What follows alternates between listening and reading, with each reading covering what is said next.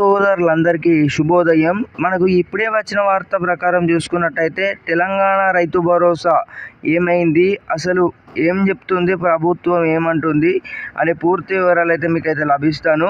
ప్రభుత్వంపై అయితే తెలంగాణ ప్రభుత్వం ఏదైతే ఉందో రైతులకు వచ్చేసి అయితే గుడ్ న్యూస్ అయితే చెప్పడం జరిగింది. రైతు భరోసా మరో 3 రోజులలోనైతే ప్రారంభం అయితే కావడం జరుగుతుంది. ఇక్కడ స్క్రీన్ మీద చూసుకోవచ్చు, మంత్రి తుమ్మల నాగేశ్వరరావు ఎవరైతే వ్యవసాయ శాఖ మంత్రి ఉన్నారో అతనైతే మాట్లాడడం జరిగింది. రైతు భరోసాపై తుమ్మల నాగేశ్వరరావు వచ్చేసి అయితే కీలక ప్రకటన చేశారు.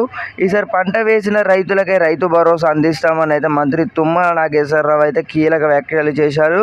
అలాగే పంటలు బీమా ప్రీమియం ప్రభుత్వం చేస్తుందని అయితే తెలిపారు. ఇచ్చిన హామీ మేరకు రుణమాఫీ చేయమన్నారు. అలాగే ఈ నెలాఖరులోపు చేస్తామని అయితే హామీ ఇచ్చారు. కాగా రైతు భరోసా పథకంలో భాగంగా ఎకరాకు 7,500 రూపాయల చొప్పున 2 విడతల ఏడాదికి 15,000 రూపాయలు అందజేయాల్సి ఉంది. అంటే ఏదైతే యాసంగి సీజన్ అలాగే ఇప్పుడు వానాకాలం సీజన్ అయితే స్టార్ట్ అవ్వడం జరిగింది. ప్రక్రియ ఏదైతే ఉందో ఆల్రెడీ అయితే కొనసాగడం జరుగుతుంది. అలాగే రైతులకు వచ్చేసి అయితే ఎవరైతే గల రైతు సోదరులు ఉన్నారో మరి ఎవరికి డబ్బులు పడ్డాయి అనేది చూసుకున్నట్టయితే ఎవరైతే 5 గుంటలు, 10 గుంటలు, 15 గుంటలు, 25 గుంటలు, ఎకరం, 2 ఎకరాలు, 3, 4, 6, 10 ఎకరాల వారికి అయితే ఇంకా పడాల్సి ఉంది. 2 ఎకరాల వారికి అయితే డబ్బులు అయితే పడినట్టయితే తెలుస్తుంది. దీని ద్వారా మనకి ఎకరాకి ఏదైతే ఉందో 2 సీజన్ కలిపి 10,000 పెట్టుబడి సాయాన్ని 15,000కు పెంచుతామని అయితే అన్నారు. దీనిలో రైతులతో పాటు కౌలు రైతులకు కూడా ఈ అమౌంట్ అందజేయనున్నారు. ఈ పథకం ద్వారానే రైతు కూలీలకు ఎకరాకు 12,000 రూపాయల చొప్పున అయితే ఇస్తామని అయితే ప్రకటించింది ప్రభుత్వం ఏదైతే ఉందో. కాంగ్రెస్ ప్రభుత్వం హామీ ఇచ్చిన విషయం అందరికీ తెలిసి ఇప్పుడు మనకు రైతు బంధు ప్లేస్లో వచ్చేసి రైతు భరోసాగానైతే తెలంగాణ ప్రభుత్వం అయితే మార్పు చేయడం జరిగింది. రైతు బంధువునే రైతు భరోసాగా మార్చి యాసంగి సీజన్ అలాగే వానాకాలం సీజన్ ఏదైతే ఉందో 2 సీజన్లు కలిపి 7,500 రూపాయలు మనకు అయితే ఖాతాలో జమ చేయనుంది ప్రభుత్వం వచ్చేసి. ఆల్రెడీ యాసంగి సీజన్ అయితే డబ్బులు అయితే పడ్డాయి. ఇప్పుడు 7,500 ఉన్నాయో వానాకాలం సీజన్ అయితే ఎండ్ కావడం జరుగుతుంది, కానీ ఇంకా డబ్బులు అయితే పడలేదు.